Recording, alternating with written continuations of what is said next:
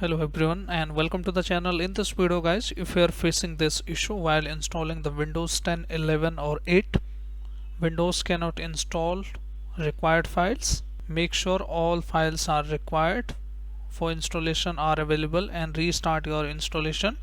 Error code is 0x8007025D. So error code could be different, but I will show you how to fix this issue. So in order to fix this issue, you need to cancel the setup which is existing. Click on yes, and in this window you need to press Shift and F10 in order to open the command prompt like this. And once you press Shift and F10 key on your keyboard, we need to go to the disk part. So in order to go to disk part, you need to type a disk part and simply press enter.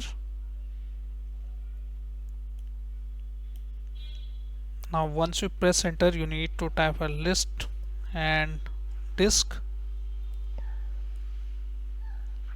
As you can see here, I have disk 0 here, which is 24 GB. So we need to select it, type as cell disk 0. Now disk 0 is selected successfully. We need to convert into the MBR or GPT, whatever you prefer. So once disk 0 is selected, we need to clean it. Clean means all the data will be lost from that disk since we are going to install Windows on it. Now once the disk is clean, we need to convert into the MBR. Convert MBR, press enter.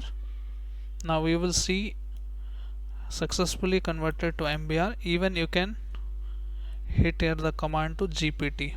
Both are same, but you can try MBR first. And once you select the MBR first, we need to exit out from here. And also you need to exit out from this as well. Now click on install. And you need to directly accept terms and conditions and simply choose your language.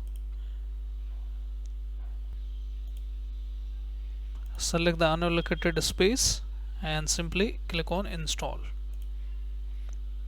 And once you click on install, your issue will be fixed. So if your issue is fixed, then hit like, subscribe and share. Thank you. Thanks for watching.